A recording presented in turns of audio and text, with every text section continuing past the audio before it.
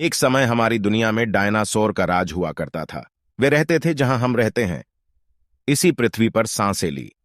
इन बड़े आकार के दिखने वाले खतरनाक डायनासोरों ने करीब 14 करोड़ सालों तक इस पृथ्वी पर राज किया। इन डायनासोरों की हजारों प्रजातियां थीं। कोई शाकाहारी थे तो कुछ मांसाहारी थे, कुछ शांत स्वभाव के थे तो कुछ हिंसक और खतरनाक। वे उस समय के सबसे सफल जीव थे। फिर अचानक ऐसा क्या हुआ? वह कौन सी घटना थी जिसने इन जीवों का नाम और निशान इस दुनिया से मिटा दिया? इसे जानने के लिए हमें करोड़ों साल पीछे जाना होगा और डायनासोर के उस अंतिम दिन को बड़े करीब से देखना होगा। आइए चलते हैं आज से करीब 65 मिलियन साल पीछे। आज से करीब 6.5 करोड़ साल पहले धरती पर मौसम सामान्य था। चारों ओर सूरज की रोशनी लंबे लंबे पेड़ों से टकराती हुई समुद्र में समा रही थी। डायनासोर अपना जीवन बड़े ही आराम से जी रहे थे। तब उनकी किस्मत करीब 10 करोड़ साल पहले ही लिखी जा चुकी थी। 10 करोड़ साल पहले एक एस्ट्रॉयड का टुकड़ा जो क्षुद्र ग्रह के अंतरिक्ष में से आ रहा था, वे पृथ्वी से लगभग 20 मील दूर मंगल और बृहस्पति के बीच क्षुद्र ग्रह बेल्ट से टकरा जाता है। इस टकराव से उसकी दिशा बदल जाती है। वह शुद्ध ग्रह बेल्ट से निकलकर सीधे पृथ्वी की ओर 22,000 मील घंटे की रफ्तार से पृथ्वी की ओर बढ़ने लगता है। यह एस्ट्रॉयड बहुत तेजी के साथ पृथ्वी की ओर बढ़ता जा रहा था। यह एस्ट्रॉयड जब पृथ्वी के वातावरण में आया तो इसकी रफ्तार और तेज हो गई। पृथ्वी के वायुमंडल में घुसते ही घर्षण की वजह से एक भयानक आग के गोले में बदल गया।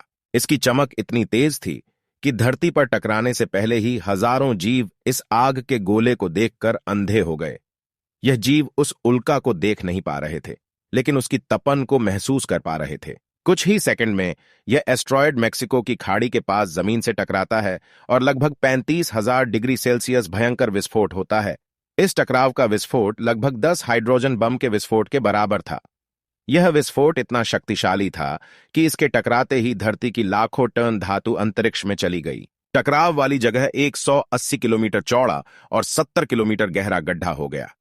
विस्फोट के कारण इस गड्ढे का मलबा आसमान में बड़े धूल के बादल में बदल गया। टकराव की वजह से धरती के अंदर चारों ओर लगभग 11.1 तीव्रता की भूकंप तरंगें उठने लगी। इस वजह से समुद्र में विनाशकारी लहरों का निर्माण हुआ। एक के बाद एक सुनामी की लहरें चारों तरफ से बहने लगी। भूकंप तरंगों ने सक्रिय ज्वालामुखी को देखा दिया, जिसके कारण जगह जगह डायनासोरों का विनाश शुरू हो गया। धरती के महाविनाश की प्रक्रिया आरंभ हो चुकी थी। इस भयंकर विस्फोट में रेडिएशन की मात्रा इतनी बढ़ गई कि इसके 800 किलोमीटर के दायरे में आने वाले सभी जीव जलकर पूरी तरह से राख हो गए। इस विनाश में उड़ने वाले डायनासोर जमीनी खतरों से तो बच निकले, लेकिन यह तो महाप्रलय की सिर्फ शुरुआत थी। विस्फोट के कारण जो लाखों टन धातु और पत्थर अंतरिक्ष में उड़ गई थी, वह गुरुत्वाकर्षण के कारण कुछ समय बाद आग के गोले के रूप में धरती पर बरसने लगा। साथ ही धूल का एक बहुत बड़ा तूफान पृथ्वी के दूसरी तरफ से मौत लेकर आ रहा था।